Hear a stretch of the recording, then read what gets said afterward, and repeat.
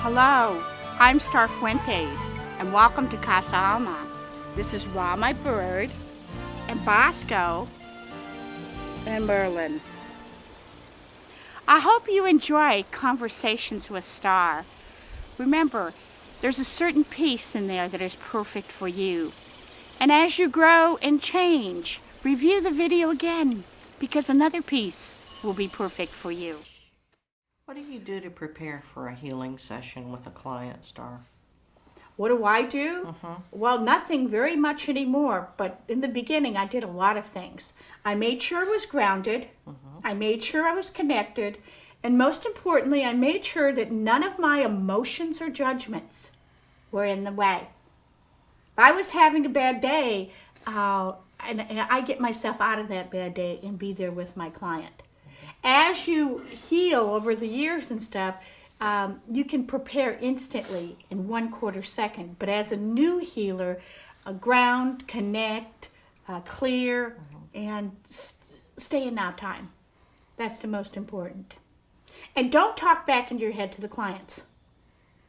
Because believe it or not, on a subconscious, unconscious level, they hear you. And you know what I mean by that. I know what you mean by that, but for the benefit of my students who might buy this tape, I want you to talk about it. So, for example, a client says, well, I've been doing everything I can to heal. And your voice in your head may be mostly whining.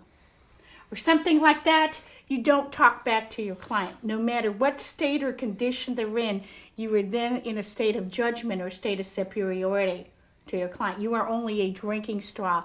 Your judgments, your opinions have zero value in the healing. Your discernments about their states or conditions have tremendous value. And being able to filter in our own self and be aware of our own self, what is a judgment and what is a discernment? That spot needs a lot of healing. Would be a discernment. Boy, she's in shitty shape. Would be a judgment. Watch your words.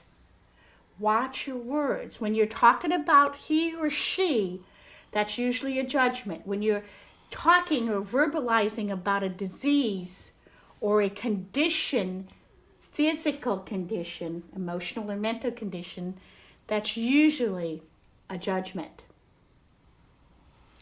Okay, now this is really good. Could we take that a step further? You're talking about, a logical thought process where you say, oh God, you whine a lot in your head. That's the thought that comes through. Suppose you have a client that is really Whiny and perfect martyr and plays it to the hilt and has been doing it for 40 or 50 years. And one of the questions I get asked in teaching is, what happens when our feelings respond to that person? You feel like, ugh, or you get angry with the healee, or you respond with a feeling of being pitiful towards them. And it's not a thought thing, but it's a feeling, because some of my students have asked me, said, we respond in feelings and we really feel sad for some of these people who are so terribly sick. If it's not your issue, it's not your tissue. So when you have emotional feelings going through you and you see that someone's a little bit of a victim or a large bit of a victim and you have 2% victim, your thought process unconsciously will be, well, gee, when I'm 70, nobody's going to listen to me, or nobody listened to my mother. So when there's a feeling, that means there's resonance. When there is a blessing or a prayer or an energy, that means you're being a healer. So when your students have feelings and judgments about someone, then they have that in their essence. And the person, a victim, has come in here like 90% victim. And I might have 1% victim, and after 2 days, that person has triggered my 1% victim. So have them understand that that's where Spirit and Source is telling them that's where they have to work. Whatever you pity, whatever you feel sorry for, whatever you make fun of, or whatever you say, oh, I could never be that much of a victim. Trust that you have that in there. Whether it's judgment of, ooh, they're so sick they'll never make it, or I feel so sorry they're so sick. You're not in neutral territory, and you're not a neutral conduit for Source. And that's okay, because Source comes through in many ways to refine your healer. Anytime there's feelings, you have that issue, whether it be 1% or 90%. Does that answer that question? Yes, and it's really a good point because it's not something that generally gets taught when you're working with a student. And people go on to become healers, and they tend to judge themselves because of their responses to the clients. But please remember, when you're healing and you have your hands on somebody and the energy's flowing, ooh, good, good, and you're just there, ooh, good, good, and you got going. The next minute you go, oh, well, what about my grocery list? Or, ooh, geez, I stopped paying attention. Please remember what I was telling Pat. The energy goes in, and during that regroup period, when that energy is refining itself, your thoughts may wander. You may say, oh, God, these ceilings are nice. Nice wallpaper. Gee whiz, I'm bored. And then all of a sudden you're with Source again. Healing is a wave.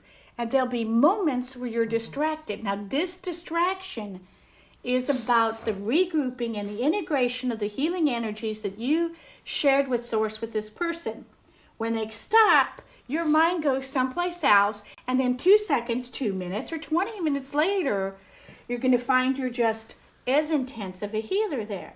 And when you kind of have neutral thoughts like that, that's cool. When you're going, oh my God, nothing's happening. What am I going to do? Or am I going to do another technique? When you get into judgment, then judgment starts actually sapping energy from the client.